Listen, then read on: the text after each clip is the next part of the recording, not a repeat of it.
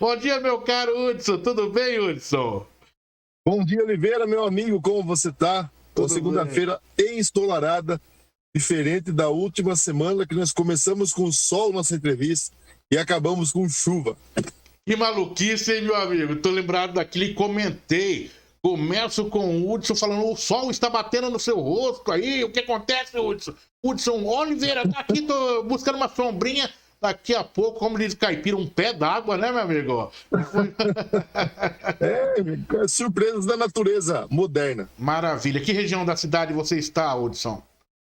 Eu estou agora naquela, eu não sei o nome dessa rua aqui, mas é aquela rua que fica entre a Felivel e o posto de gasolina aqui, posto Verrone, onde os carros descem aqui e dão acesso à Marginal. Essa rua aqui tem uma peculiaridade.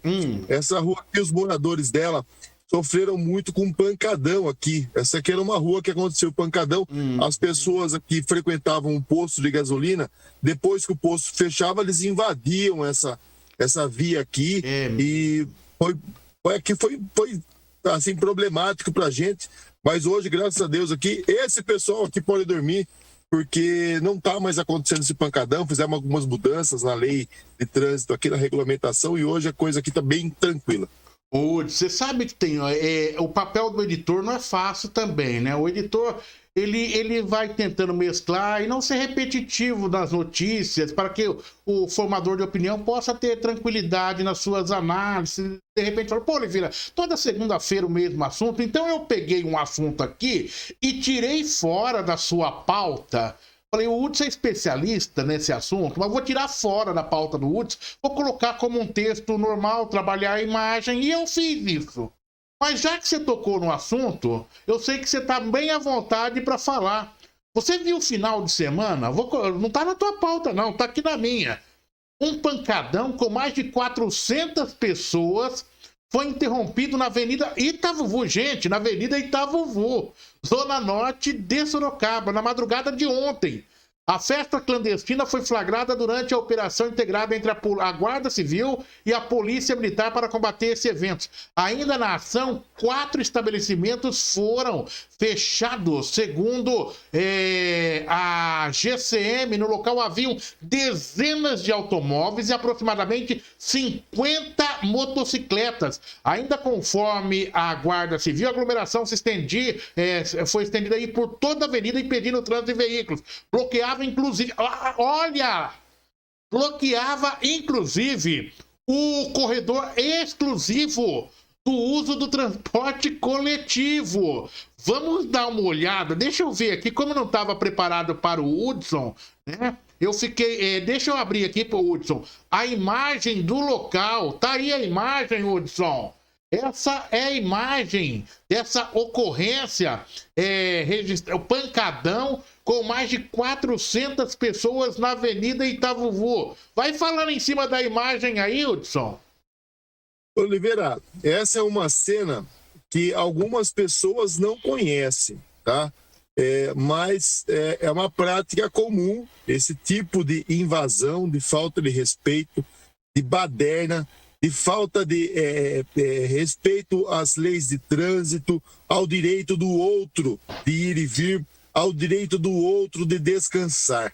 Isso daí acontece, não é de hoje, acontece há muito tempo, principalmente em bairros periféricos, e eu falo aqui sem medo nenhum, Ipiranga, ali no Abiteto, ali no Jardim dos Alpes, acontecia muito, no Paineiras deu uma reduzida boa, depois que a gente fez um trabalho muito forte ali no Paineiras, no Vitória Régia, em tantas regiões de Sorocaba que sofrem com isso.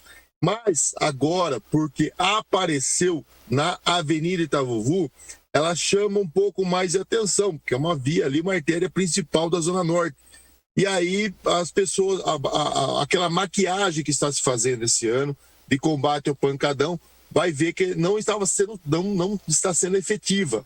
Eles estão, além de ocupar os bairros, e agora estão avançando para as avenidas. Isso preocupa muito. Foi deixado uma lei, essa lei está sendo usada, foi complexa essa lei para fazer. Nós conseguimos aprovar essa lei que pune duramente as pessoas que praticam essa atividade aqui na cidade de Sorocaba.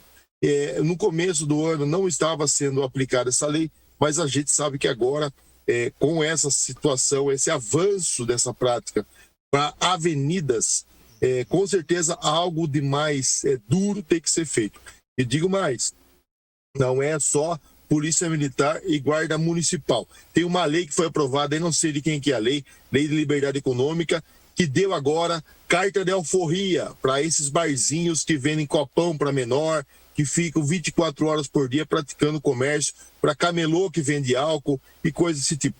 Uma lei, um retrocesso no quesito ordem na cidade de Sorocaba. As pessoas hoje votam em leis, propõem leis, mas não têm a menor noção das consequências dessas leis na sociedade. Eu estava conversando com alguns policiais militares ontem, anteontem, e eles estavam, assim, extremamente preocupados com a aprovação dessa lei de, entre aspas, liberdade econômica. Liberdade econômica é para o bom trabalhador, para o gerador de emprego, quem paga imposto, quem está hoje. Agora, você criar hoje leis para fazer uma concorrência desleal. Hoje tem bares e restaurantes hoje aí que pagam impostos, geram emprego, e agora você tem botecos hoje que vendem álcool para menor.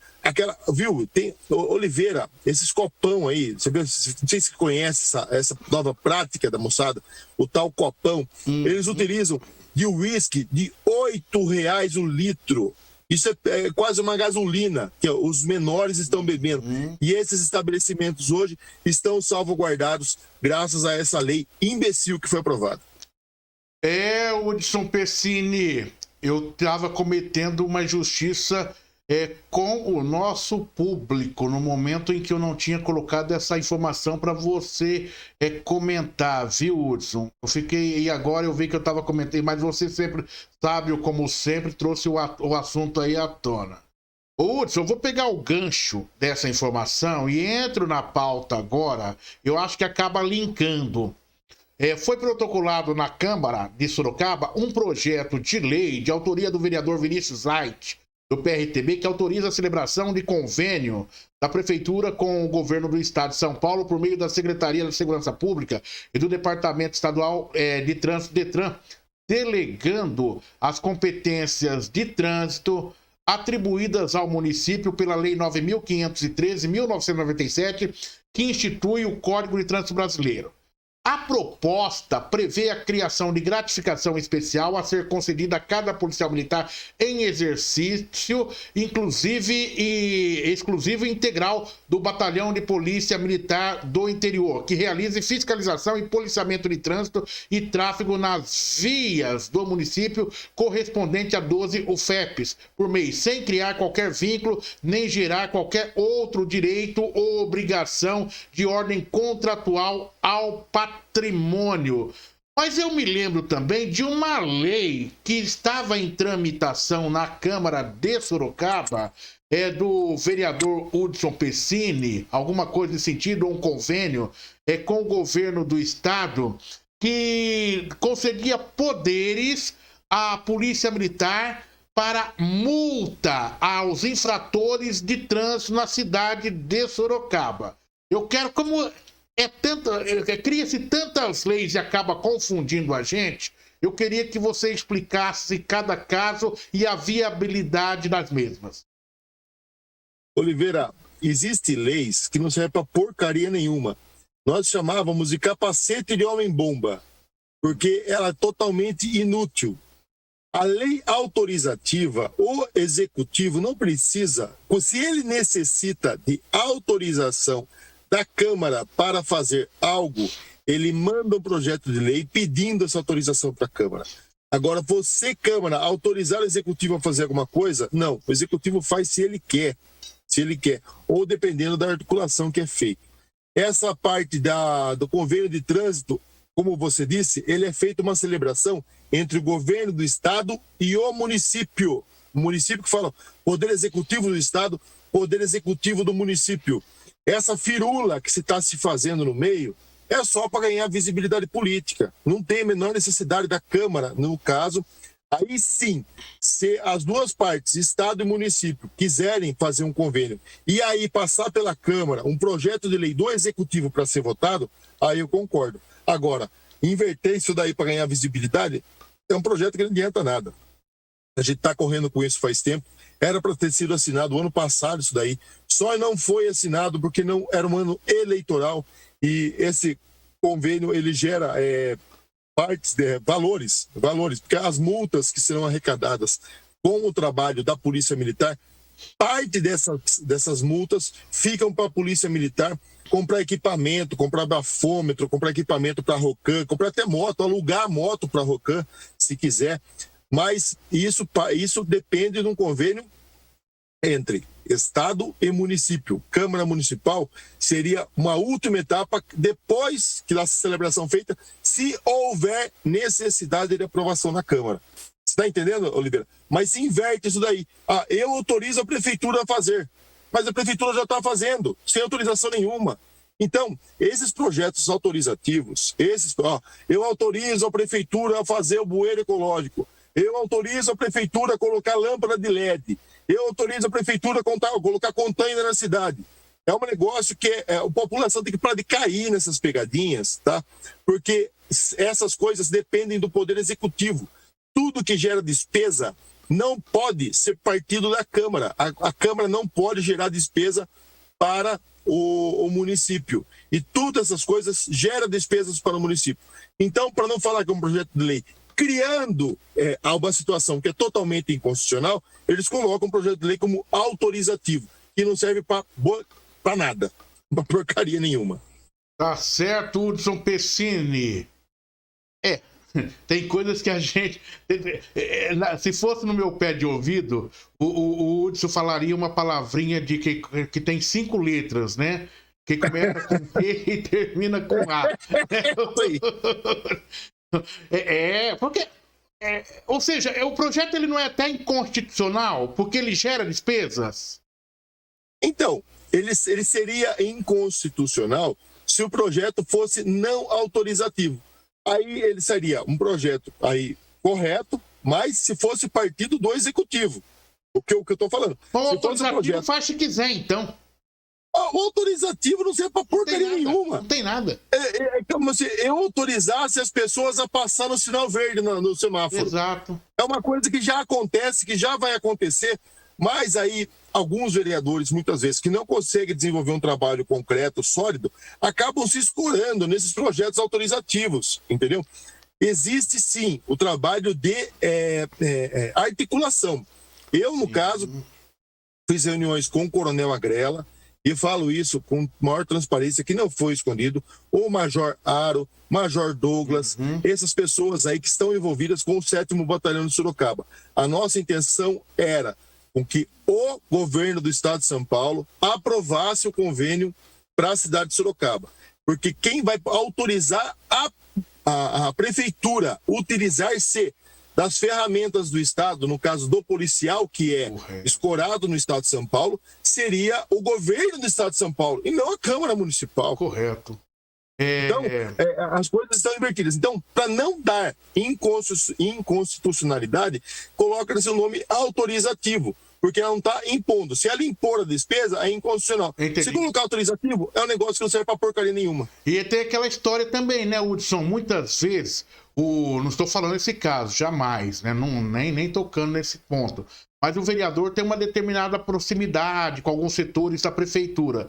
E ele fica sabendo, olha nós contando esse segredo aqui, eles ficam sabendo que aquele convênio, aquele projeto ou uma obra vai acabar saindo. Então ele corre na prefeitura, ele faz esse tipo de projeto, né? Porque para depois capitalizar o resultado. Capitalizar, ele fala, olha, fiz aqui e saiu, mas aquele projeto dele não teve efeito prático nenhum dentro dessa questão aqui. Oliveira, eu vou mais além. Hudson? Opa, voltou. Não, alguém ligou aqui, mas eu já cancelei. Oliveira, eu vou mais além. Existem vereadores ainda que estão na Câmara, eles mantinham pessoas davam mimos para pessoas do Poder Executivo, servidores e coisas do tipo, para receber informação de ruas que seriam asfaltadas, ruas que seriam beneficiadas com iluminação, com poda de árvore, e eles passavam uma semana antes nessas ruas captando, capitalizando essas ações da prefeitura. Então era algo que já ia acontecer, a rua já ia receber a pavimentação asfáltica, já estava na programação da prefeitura, e ele passava um mês antes, falando assim, olha, estou aqui na casa da senhora aqui para avisar que eu pedi para ser asfaltada essa rua. Aí ele faz um requerimento, exatamente da forma que você está falando, faz um requerimento que vai ao encontro da programação da prefeitura para depois capitalizar exatamente essas ações da prefeitura. Exato, não tem nem dúvida. Ô, Supercine, vamos virar essa página aqui, porque se a gente começar, a gente tem que ir por parte, a gente vai evoluindo, cada dia a gente vai contando um segredinho, né? E daí lá na frente o povo tá bem informado, ok? Do que acontece, né? Tem um outro assunto, Hudson, que tá pegando aí. Os moradores de Santa Rosália e pelo menos outros 2 bairros nas imediações lançaram um abaixo-assinado em forma de uma petição online contra a construção do novo terminal rodoviário de Sorocaba, em um terreno na Avenida Dom Aguirre. A Prefeitura de Sorocaba está com estudos em andamento que apontam o local nas proximidades da rodovia Senador José Emílio Moraes Castelinho como uma das possibilidades para a nova rodoviária. Então aí está, o assunto vem causando polêmica.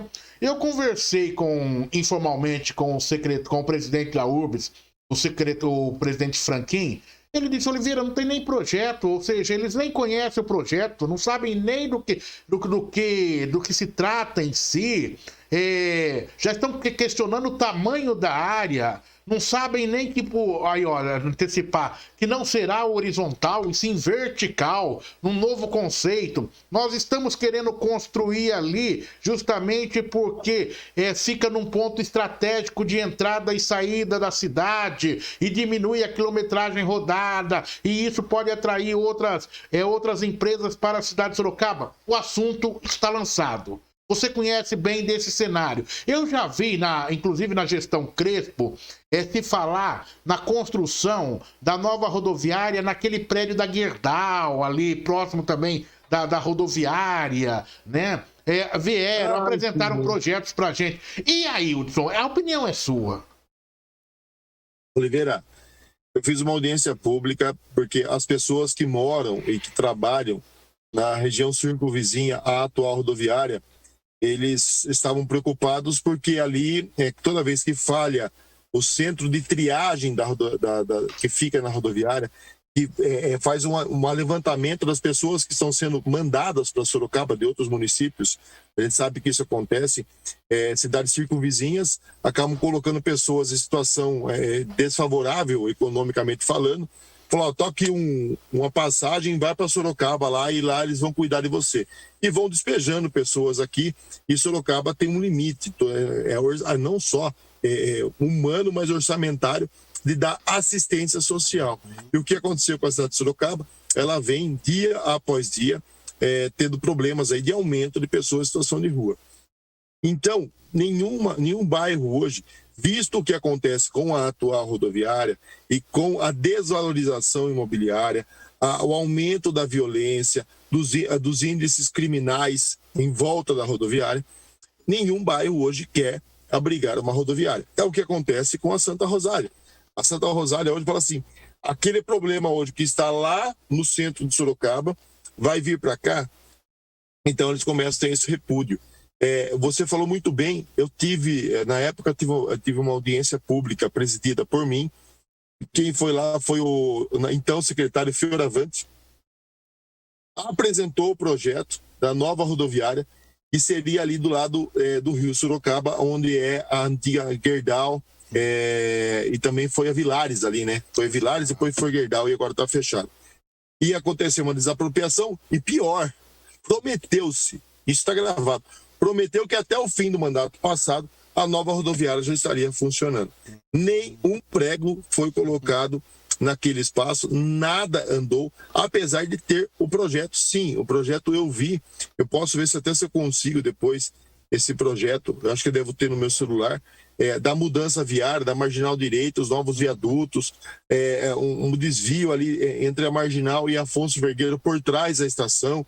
Então ia ter uma grande mudança viária ali, Isso seria parte do CAF, e infelizmente, eu falo infelizmente, porque ia levar realmente ali, aquele nó que acontece naquela região, ele ia dar mais fluidez.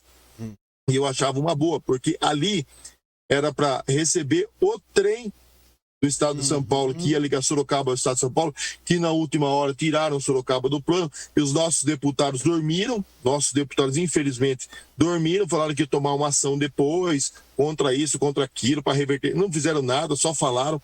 Então, ia ser um terminal intermodal, ia ser ônibus, BRT, VLT e trem, e além de um ponto de carga e descarga. O projeto é sensacional. Infelizmente.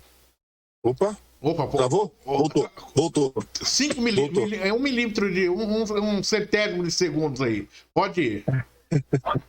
Mas aí, não sei por que isso não foi para frente. Já disse que eles iam abrir a concessão.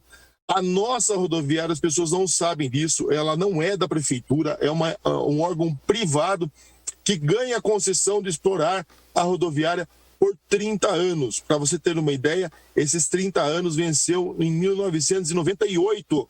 Nós estamos com uma rodoviária ainda funcionando fora do prazo de concessão.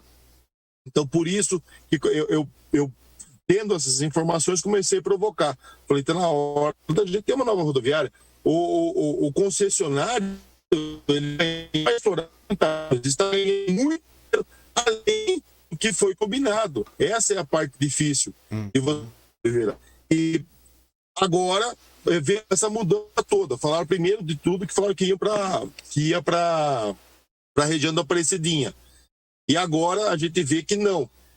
Vai voltar para Santa Rosália. Mas é uma batata quente hoje, urbanisticamente falando. Nenhum município vai querer hoje essa rodoviária próxima ao seu bairro. Ou seja, né, me diga o seguinte, na sua visão, entendendo ali, esse local que os moradores estão reclamando, e aí? Queria ouvir você. Qual que é a conclusão que você faz? Você tem?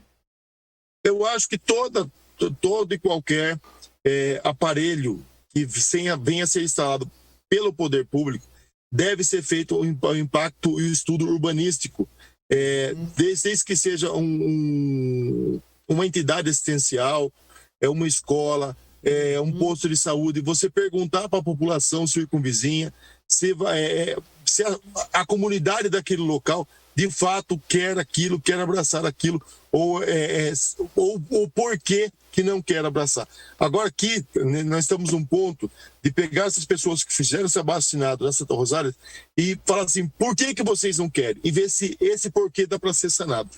O problema é que esse porquê, muitas vezes, na palavra pode ser sanado, mas na prática não. Hoje o poder público, você sabe que ele não detém confiabilidade nas suas palavras. As pessoas podem até, ok, mas não vão acreditar, porque sabem que o poder público hoje pisa na bola de vez em quando em algumas coisas que são combinadas, vamos colocar assim. Hudson Pessini, bacharel em Direito, consultor político, formador de opinião da Central, na nossa equipe de formadores de opinião do portal rmsnews.com.br.